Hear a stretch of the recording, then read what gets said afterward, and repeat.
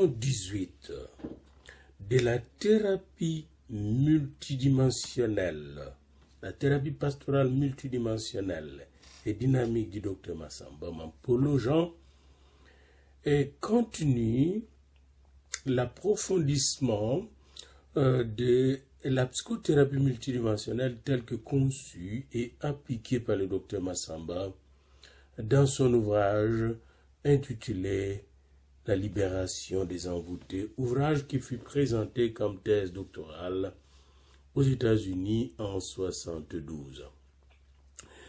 Alors, la psychothérapie multidimensionnelle a pour première dimension qu'elle prend en considération, qu'elle traite au sérieux la dimension du moi par rapport au monde extérieur.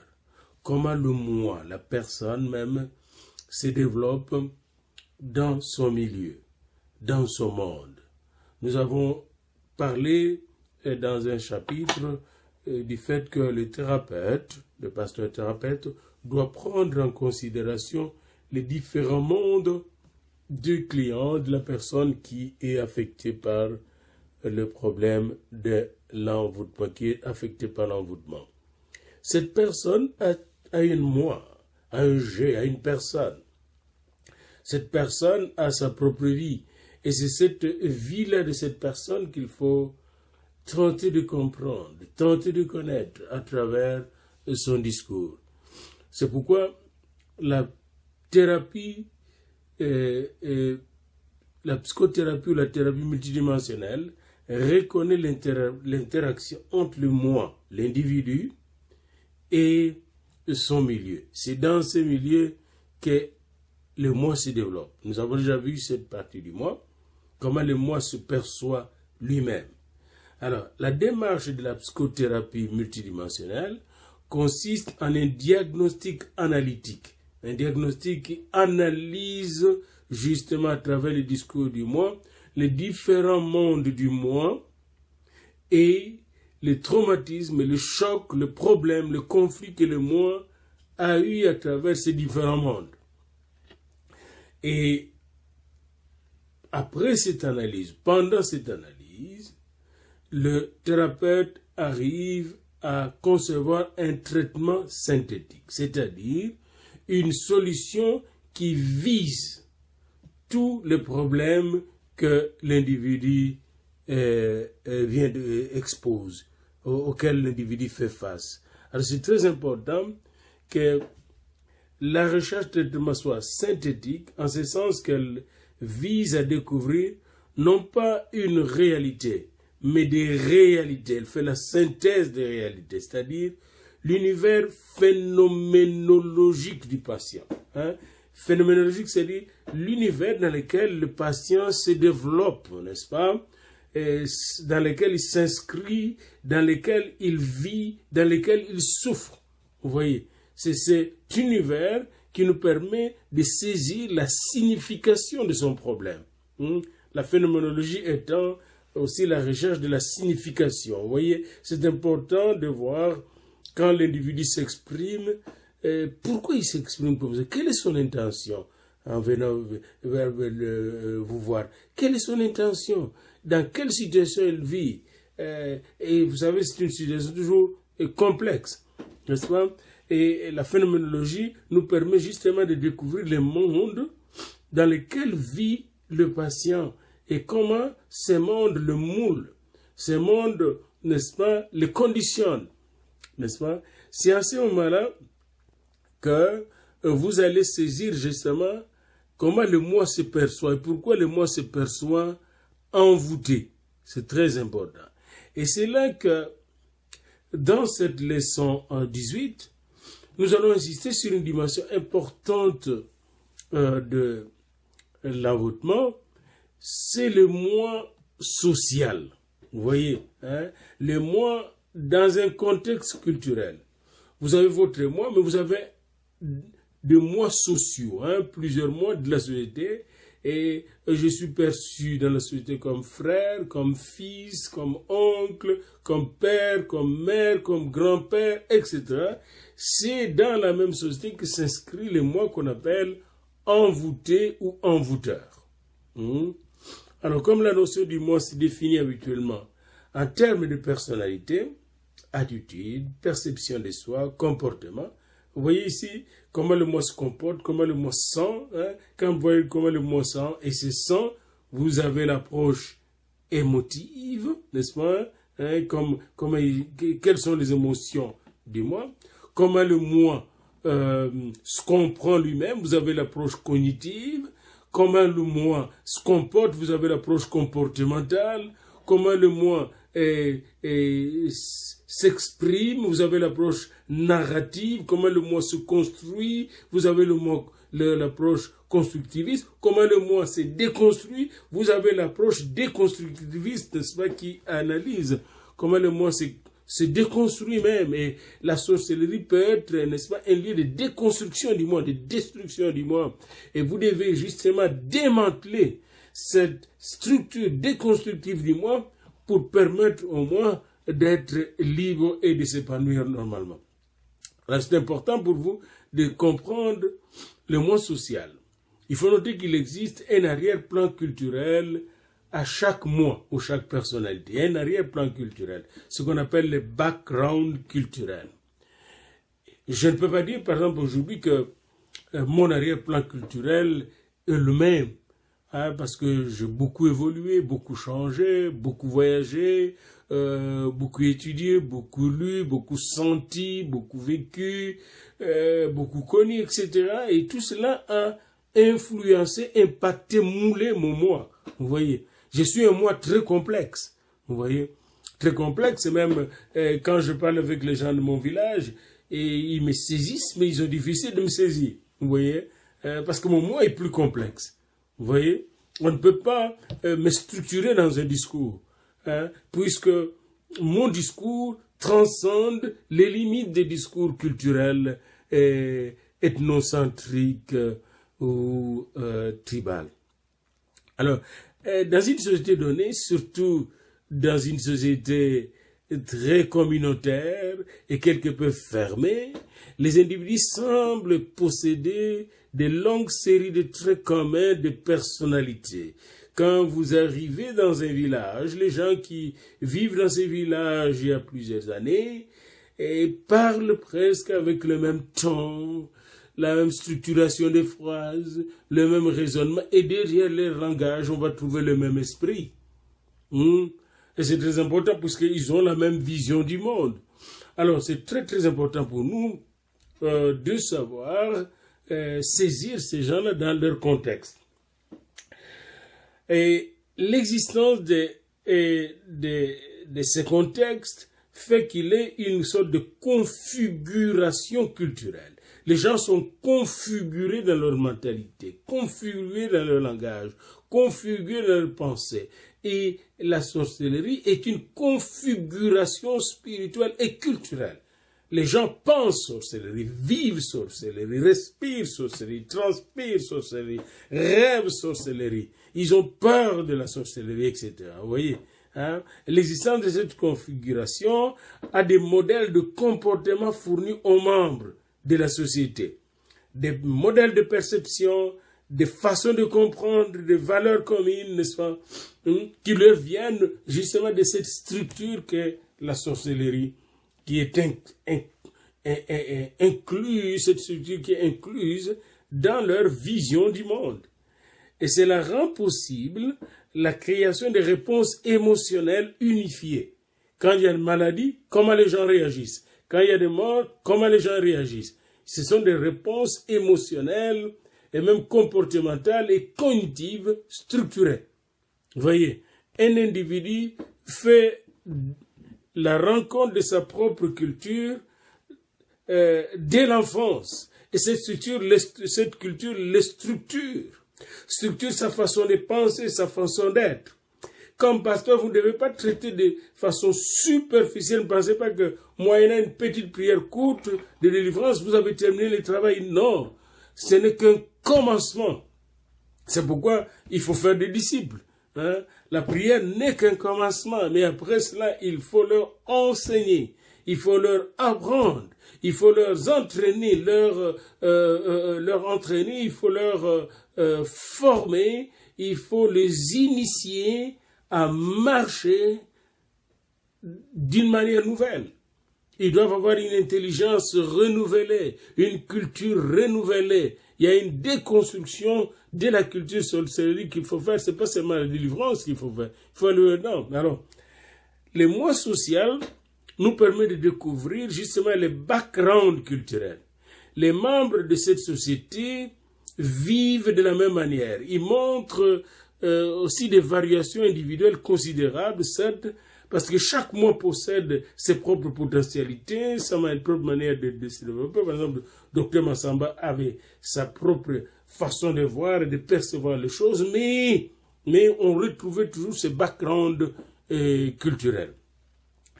La personnalité n'est pas seulement le résultat du moi perceptif, personnel, mais c'est aussi le résultat des rôles et des états assignés par la société. Vous connaissez les états du moi. Bien, on retrouve dans les sociétés traditionnelles des places qu'on assigne aux gens. Celui-ci est l'oncle, celui-ci est neveu, celui-ci est fils.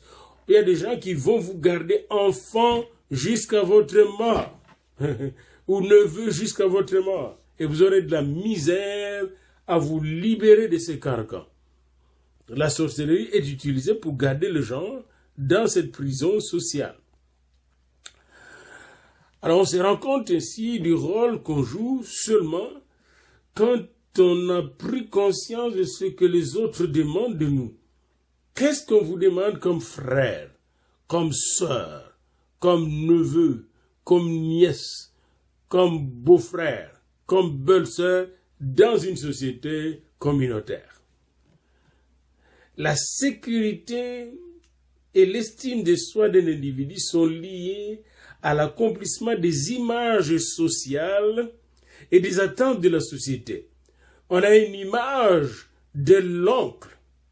Et ce que l'oncle doit faire, s'il ne le fait pas ça, c'est un mauvais oncle. On vient habiter chez l'oncle maternel, on fait tout ce qu'on veut dans cette maison-là. On ne paye pas de loyer, on se fout de la facture de l'eau et de l'électricité. C'est l'oncle. Et s'il ne le fait pas, ça devient, il est sorcier, il est mauvais. Hein? Chez l'oncle, on ne peut pas tomber malade. Si on tombe malade, il est sorcier. On ne peut pas jouer sur le chou, il est sorcier. Voyez-vous, on attend tout de l'oncle. L'individu peut développer des formes de conflits névrotiques dans sa façon de répondre, à ce que dans sa façon de répondre à ce que les autres perçoivent de lui. Et voyez-vous, maintenant, les gens perçoivent de l'oncle quelqu'un qui va pourvoir à tout besoin. Mais cet oncle, et qui avait des moyens, puis qui perd tout moyen, et qui ne peut pas faire face aux besoins de ses neveux et nièces, devient un problème. Ou c'est un qui prend soin de ses propres enfants, hein, et néglige un peu le neveu ou le nièce, c'est un sorcier. Vous voyez, hein?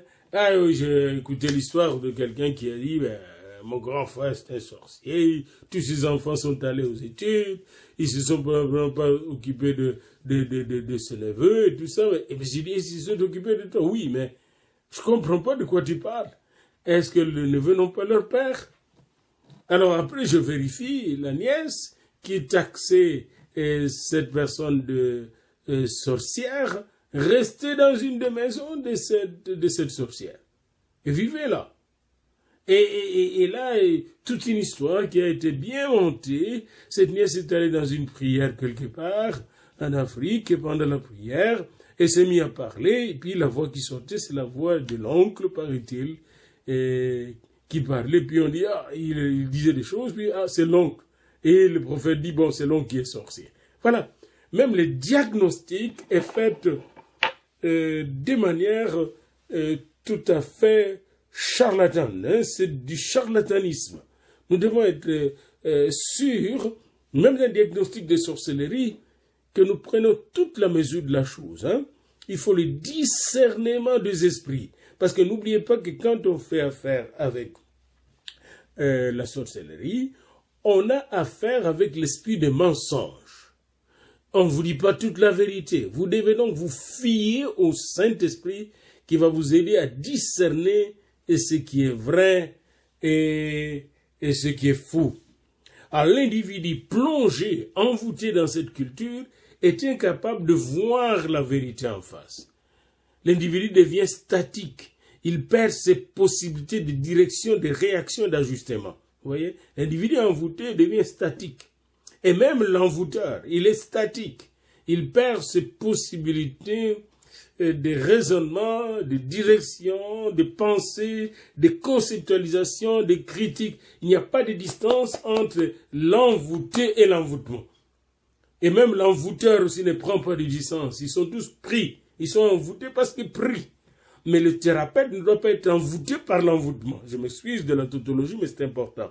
Vous devez avoir des distances pour regarder l'envoûtement tel qu'il se présente et savoir qui est en jeu, quelle est la part des démons dedans, quelle est la part des hommes là-dedans. Alors le moi social vous permet justement de voir comment le moi individuel évolue dans la société, quelle est son identité, quel est son rôle, comment il s'ajuste, comment il ne s'ajuste pas, etc. Et comment il se voit, se perçoit à l'intérieur de cette société, et comment on le voit lui-même. Le moi devient potentiellement une entité de perception, n'est-ce pas? Et c'est à travers le moi social qu'on va regarder comment on détruit le moi individuel. Parce que la société et la sorcellerie, c'est le moi social qui détruit les moi sociaux, si vous voulez, qui détruit le moi individuel. Vous voyez? Et le moi individuel perd son essence d'être. Quand le moi se définit uniquement selon ce que lui propose le monde extérieur, selon ce que lui propose les clans, selon ce que lui propose la famille, le moi n'existe plus. L'être humain, dans son essence et son authenticité, se perd. Il est perdu, n'est-ce pas? Il est noyé. Et c'est important pour vous de tenter de le repêcher, de le délivrer. Et c'est ce que justement dit la Bible quand elle nous dit « Vous connaîtrez la vérité et la vérité vous affranchira ». Et c'est très important. Chaque fois que nous nous identifions à la faiblesse, à la faute, à la peur, aux émotions de notre société, l'émotion de l'envoûtement, n'est-ce pas? Nous nous perdons, nous sommes paralysés, notre intelligence est paralysée, notre esprit paralysé, vous voyez. Et l'homme qui se paralyse ainsi, qui est paralysé ainsi, neutralisé, veut devenir un autre, l'oncle qui pourvoit, n'est-ce pas, le grand frère qui pourvoit, etc. Les beaux-frères qui pourvoient, il veut devenir un autre, n'est-ce pas? Au lieu d'être lui-même, il veut devenir l'image que la société lui impose. Et quand il refuse de l'être, il est envoûté. Voilà, il est envoûté. Voilà. Ou bien il est considéré comme un envoûteur. Alors le moi ici s'identifie à la société. Le moi est moi social, il n'est plus un moi personnel. Vous voyez? Et c'est ce moi qui souffre de douleurs, c'est ce moi qui est fatigué, c'est ce moi qui est avili, c'est ce moi qui est ensorcelé, envoûté, ou qui ensorcelle. Et c'est cette personne qui est dominée par la structure sociale, l'armature sociale, l'architectonique sociale, qui utilise la sorcellerie justement pour la garder prisonnière. Alors, la psychothérapie multidimensionnelle, selon le Dr Massamba, je suis à la page 118 de son livre, paragraphe 2. La psychologie et la psychothérapie multidimensionnelle voient dans le moi une réalité différente des perceptions et des moyens d'action de l'homme. quand la psychothérapie multidimensionnelle regarde le moi individuel, il y a le moi social et le moi individuel, et voit dans le moi une réalité différente de perception. Le moi peut se percevoir différemment, contrairement aux autres qui pensent que tu ne dois te percevoir que comme neveu ou quoi ça. Et parce que les sorciers ont j'ai déjà vu quelque chose d'assez ridicule. Un beau-frère qui regarde son beau-frère qui est un peu riche à Kinshasa, mais qui ne lui donne pas de l'argent, pour le beau-frère qui n'avait même pas payé la dot, mais qui était ensemble avec le frère de cet homme-là, et a commencé à dire ça au beau-frère en public pendant un deuil: des hommes comme vous, on va vous manger. Nous allons vous manger, nous les sorciers. Voyez-vous, il y a un abus, même sur le plan sorcellérique. Cet homme n'a pas le droit de toucher un autre. Il ne savait même pas. Et si l'autre à qui il parlait avait peur, n'est-ce pas, il serait paniqué, puis commençait à donner, mais il n'a pas droit à son sou. Il n'a pas droit à son sou. Et c'est très important de savoir tes droits. C'est très important pour vous. Et savoir que c'est l'être humain que vous êtes est roi dans son royaume. Vous êtes le roi de votre royaume, c'est-à-dire de votre vie. Et personne d'autre ne peut venir vous manipuler, vous intimider, vous déranger. Et j'ai beaucoup aimé la réaction de cet homme qui lui a dit: tu ne sais pas de quoi tu parles. Tu ne sais pas de quoi tu parles. C'est toi qu'on va manger le premier. C'est toi qui vas finir le premier. C'est très important parce qu'en sorcellerie, je reviendrai là-dessus dans un livre que je pourrais peut-être vous recommander, écrit par Jeanne Favre-Sada, qui a étudié la sorcellerie en France, dans le Bocage, et elle a découvert quelque chose quand elle suivait les envoûtés, les envoûteurs, les ensorceleurs et les sorciers. Elle a découvert qu'en sorcellerie, quand c'est la parole, c'est la guerre. La guerre se passe dans la parole. Alors souvent, les sorciers intimident les gens, surtout à l'intérieur de la famille, intimident les gens, font peur aux gens. Et où les gens utilisent la sorcellerie pour vous intimider, pour vous manipuler et pour vous extorquer ce que vous avez. Alors, c'est très complexe, mais c'est simple. Vous êtes un individu, la personne qui vous donne, c'est un individu, mais cet individu appartient à une famille et se perçoit plus comme un moi social que comme un moi individuel. Et le problème de la sorcellerie, se pose dans sa perception comme moi social, comme moi clanique, comme moi familial. Vous allez voir, même aux élections, les gens vont voter le moi familial, pas le moi individuel. Il ne faut pas regarder les qualités, ils vont voter le moi familial. Dès qu'une société sort du moi clanique et commence à fonctionner sur le moi individuel, la raison prend la place, on commence à bien se développer ensemble. On va développer même le côté social. Mais le moi le moi écrasé par la société est incapable de développer la société. Parce qu'elle-même est incapable de prendre des distances pour regarder ce qui ne va pas dans sa société et transformer cette société. À la psychologie multidimensionnelle voit dans le moi une réalité différente des perceptions et des moyens d'action de l'homme.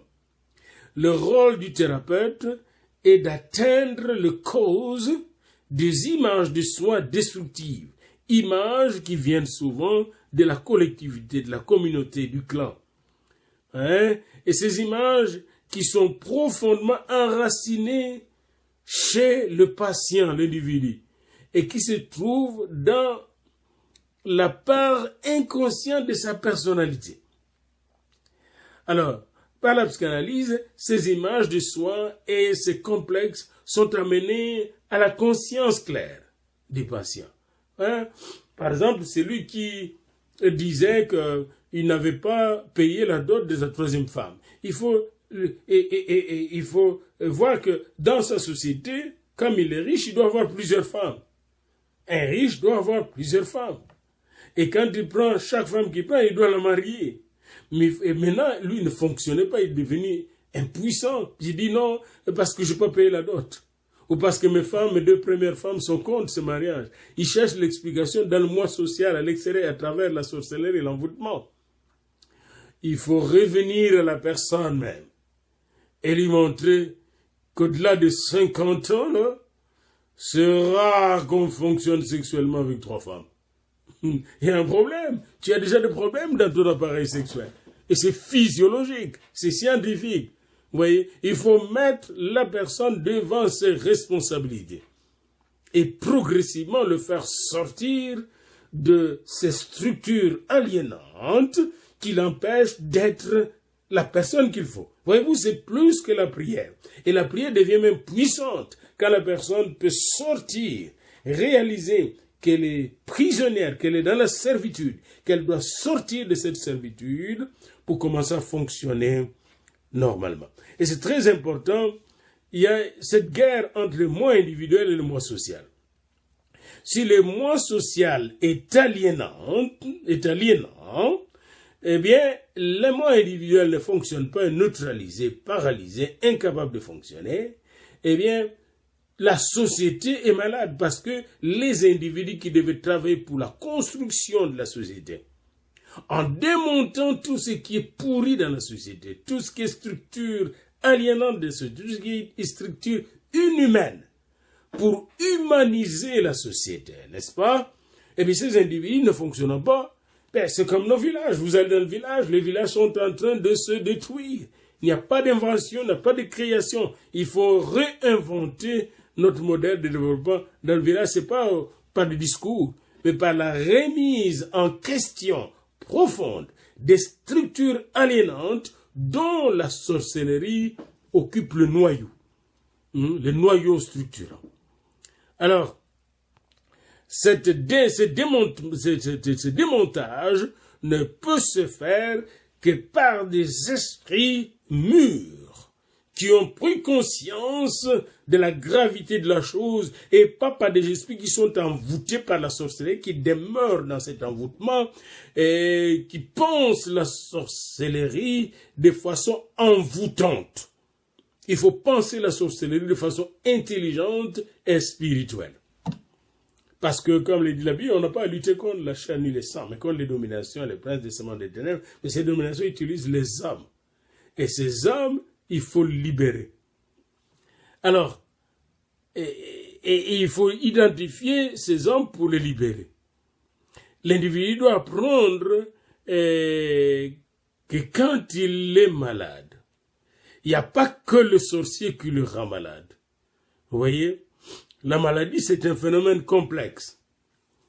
Et si la personne est découragée, elle apprend aussi que le découragement cherche à le submerger, mais qu'il n'est pas lui-même découragement. Il peut dépasser le découragement. S'il est en colère, il apprend et il prend conscience que la pulsion de colère essaie de l'opprimer, mais qu'il n'est pas la colère. Il peut aller au-delà de la colère. Et si vous avez une approche, disons, narrative, le problème, c'est le problème. Mais toi, tu n'es pas le problème. Tu peux prendre contrôle du problème, comme quand Caïn était plein de colère et voulait éliminer son frère. Dieu est venu lui dire, la colère se couche devant toi, mais toi domine sur elle. Autrement dit, Caïn, tu n'es pas la colère. Et c'est ce que le Dr Massamba essaie de nous dire à la page 118. Ici, c'est un tête-à-tête objectif avec soi-même. Je suis moi-même, je ne suis pas la colère. Je suis moi-même, je ne suis pas l'envoûté. L'envoûtement est là, mais moi, je suis moi. Vous voyez, je sais ce que je suis. Prendre conscience de ce qu'on est. Et c'est ainsi que le moi individuel vient secourir le moi social. Parce que nous sommes des êtres sociaux, nous sommes ensemble. C'est que un des philosophes africains dit la bissoïté. Nous sommes bisson à bisson. Mais dans le bisson à bisson, il faut que dans le bisson à bisson, on prenne considération de chacun. Pas chacun pour soi, mais chaque personne doit prendre considération de l'autre. Vous voyez, c'est très important. Et c'est très important de ne pas considérer l'autre comme une chose à écraser. Alors, dans la leçon qui va suivre, nous allons voir les principes de base de la thérapie multidimensionnelle. Mais nous avons d'abord commencé par regarder le moi individuel perceptif et le moi social à travers lequel le moi individuel est structuré, perçu dans la société et il se perçoit à travers ce moi-là comme oncle, comme neveu, comme fils, comme fille, etc. Fille à vendre par la dot, etc. Et à travers ces perceptions vient le problème de la sorcellerie. Parce que si tu n'agis pas comme on te perçoit, eh bien tu auras des problèmes. Et si je suis malade, ben, je vais regarder comment j'ai mal agi ou comment les gens m'ont perçu. Alors je conclus, on est en train de m'envoûter. Probablement c'est long, probablement c'est... Voyez-vous, ça fonctionne dans ce système. Système qui est une construction sociale. N'oubliez pas ça. Parce que tout système social est une construction tout à fait.